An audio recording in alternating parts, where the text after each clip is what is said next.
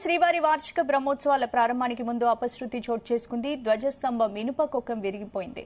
తిరుమల బ్రహ్మోత్సవాల సందర్భంగా సాయంత్రం ధ్వజారోహణ కార్యక్రమం నిర్వహిస్తారు. ఈ ధ్వజస్తంభం కొక్కెం ద్వారానే గరుడ పటాన్ని అర్చకులు ఎగురవేస్తారు.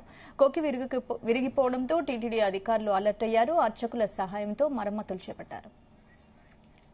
ఇదే అంశానికి సంబంధించి పూర్తి అప్డేట్స్ మా ప్రతినిధి నరేష్ లైవ్ లో అందిస్తారు. నరేష్, స్పందన అంటే ఈ రోజు జరగనున్నటువంటి తిరుమల బ్రహ్మోత్సవాలు అయితే మాత్రం ఈ రోజు ప్రధానంగా అయితే మాత్రం ధ్వజారోహణం అయితే ప్రారంభం అవుతుంది. ఈ యొక్క ధ్వజారోహణానికి సంబంధించి అయితే మాత్రం ఆ గరుడ పటాన్ని అయితే ఎగరవేస్తారు. ఆ గరుడ పటాన్ని ఎగరవేసేటువంటి ఆ యొక్క కుక్కి అయితే ఏదైతే ఉందో ఆ కుక్కి అయితే మాత్రం ఈ రోజు విరిగి పడిపోయింది.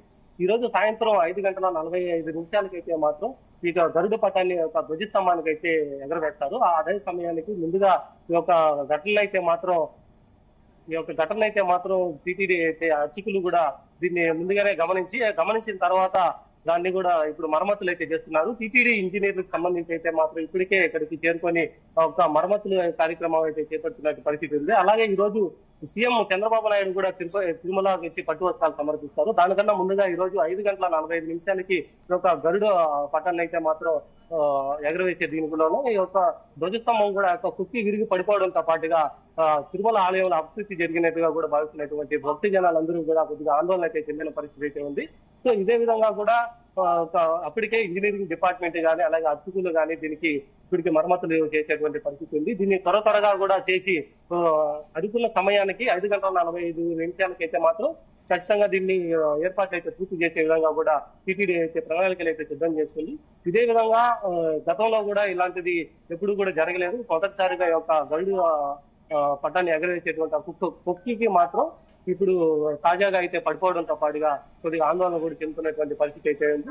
ఇక ముందుగా కూడా ఈ యొక్క ఘటనని కూడా గమనించినటువంటి అర్చకులు టీటీడీ సిబ్బందికి కానీ అలాగే అర్చకులకి ముందుగానే దీన్ని సమాచారాన్ని అందించిన తర్వాత కూడా దాన్ని మరమ్మతులు చేసే కార్యక్రమాన్ని అయితే త్వరగా కూడా చేసేటువంటి పరిస్థితులు అయితే ఇక్కడ జరుగుతున్నాయి. తిరుమలలో ఇప్పుడు ప్రస్తుతానికి అయితే మాత్రం ధ్వజస్తంభానికి సంబంధించినటువంటి మరమ్మతులు అయితే మాత్రం ఇంకొక 10-20 నిమిషాల్లో కూడా పూర్తి చేయాలనేసి హైయర్ ఆఫీసర్స్ కూడా దీనికి చేశారు. ముఖ్యంగా